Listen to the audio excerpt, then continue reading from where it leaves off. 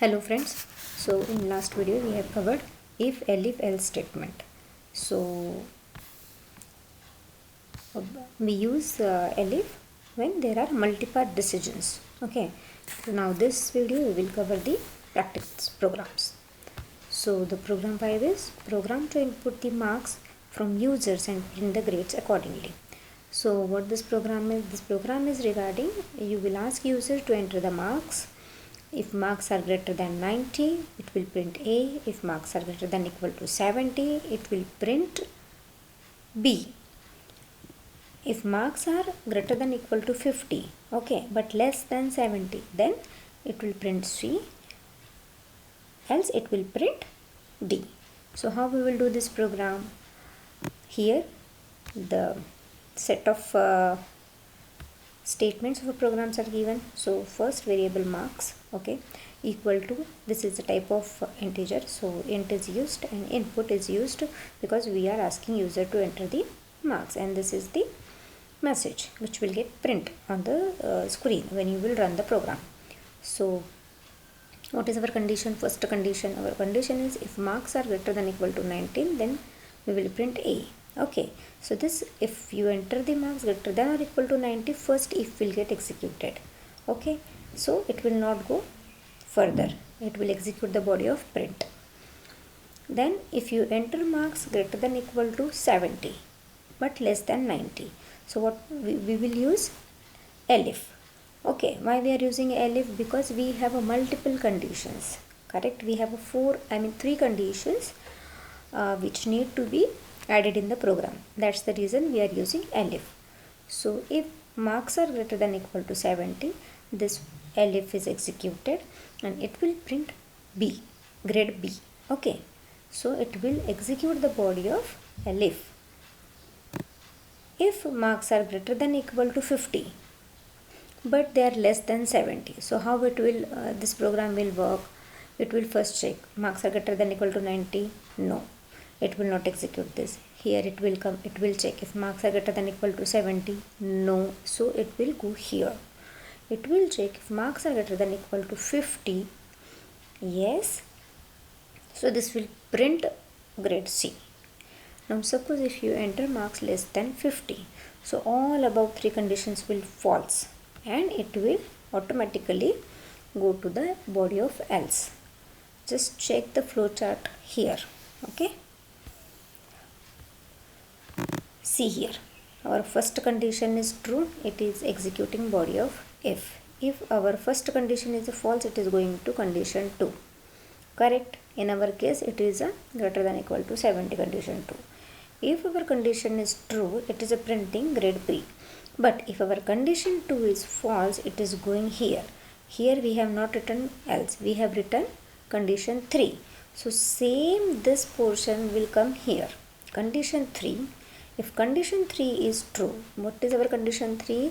Marks are greater than equal to 50. So if you enter the marks greater than equal to 50, then it is executing body of elif, else then it is executing body of else. I hope you understand. So I have actually created the separate video on this program 5 and 6, providing you the link in the description, so check those videos as well. Okay, you can type this program and you try how the behavior of this program. Okay, now next program is create a simple calculator using elif-else statement. So what is the requirement? Like we have to use a create a simple calculator. We will ask number 1 and number 2 to the user, and we will ask operator as well. So we are using 4 operators: addition, subtraction, multiplication and division.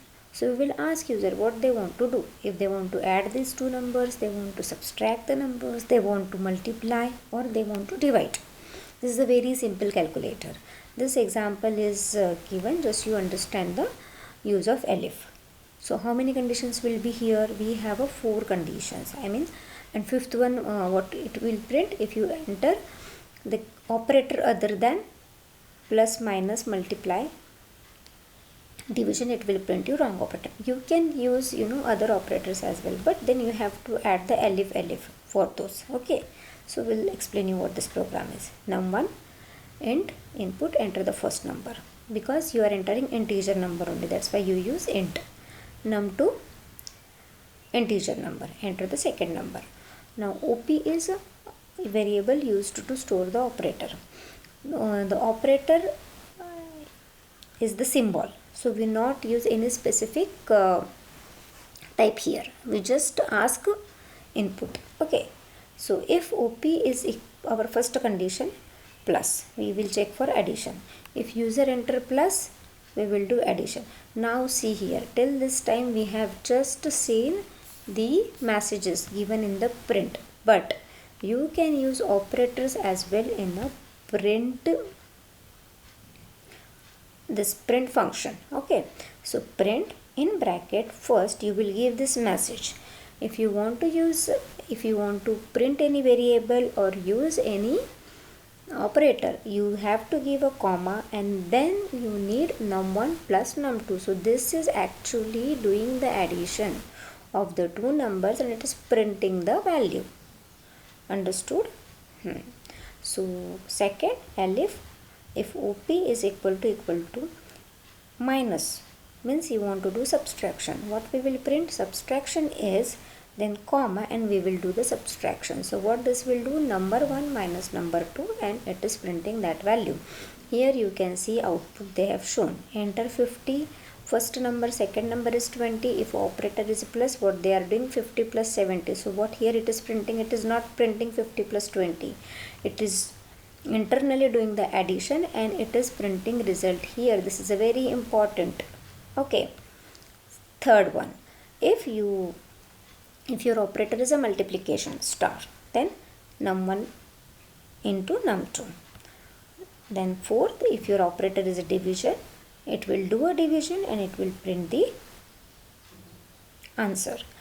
If you enter the operator which is other than this 4 operator, it should print you have entered wrong operator. Why? Because we have not written any functionality for the operator other than this operator. So user should understand what is going wrong. Correct. So you need to give some message. Observe here, it is just printing the message.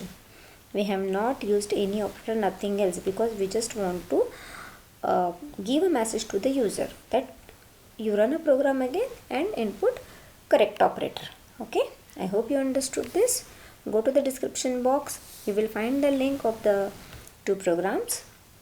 First you do it yourself, okay, and then you can refer the, if you do not understand, you can refer the videos again and again.